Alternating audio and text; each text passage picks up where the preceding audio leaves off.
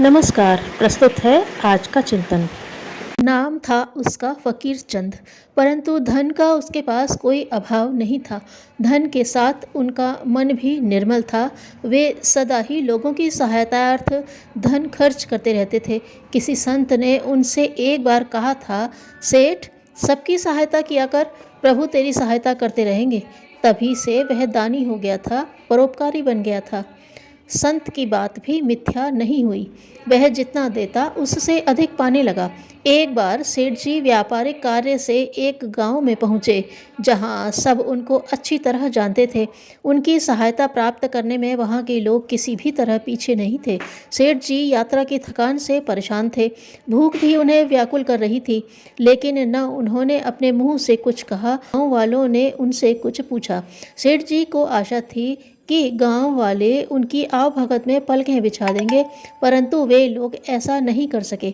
सेठ जी घर लौटे तो इस बार वे काफ़ी उद्विग्न परेशान थे।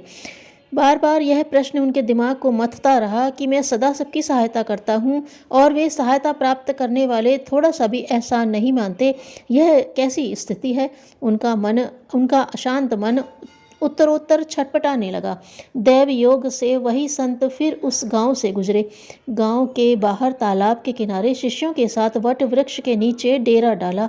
सेठ फकीर चंद को भी खबर लगी कि वही संत गांव में पधारे हैं, जिन्होंने उसे दूसरों की सहायता करने के लिए कहा था। सेठ बेचैन तो था ही, तत्काल संत के दर्शनार्थ जा पहुंचा। संत शांत मुद्रा में बैठे थे। सेठ ने जाकर नमस्कार किया और एक तरफ खिन्न मन से बैठ गया। कैसे हो सेठ जी? संत ने बात प्रारंभ करते हुए कहा। आपकी कृपा है महाराज, सेठ नम्रतापूर्वक बोला। फिर चेहरा मलिन कैसे दिखाई पड़ रहा है? कोई कष्ट आ पड़ा है क्या? नहीं महाराज, वैसे ही मन कुछ दिनों से उद्विग्न रहने लगा है। बार बार उसे समझाता हूँ, पर फिर भी बात बनती नहीं। इसी के साथ सेठ ने सहायता करने से लेकर एहसान नहीं मानने तक की संपूर्ण व्यथा कथा कह डाली और बोला, महाराज, यह दुनिया एहसान फरामोश क्यों है? यही प्रश्न मेरे अंतर में हमेशा कुलबुलाता रहता है और यही मेरे खिन्नता का कारण है। सेठ ने अपने अंतर्मन की पीड़ा अभिव्यक्त कर दी।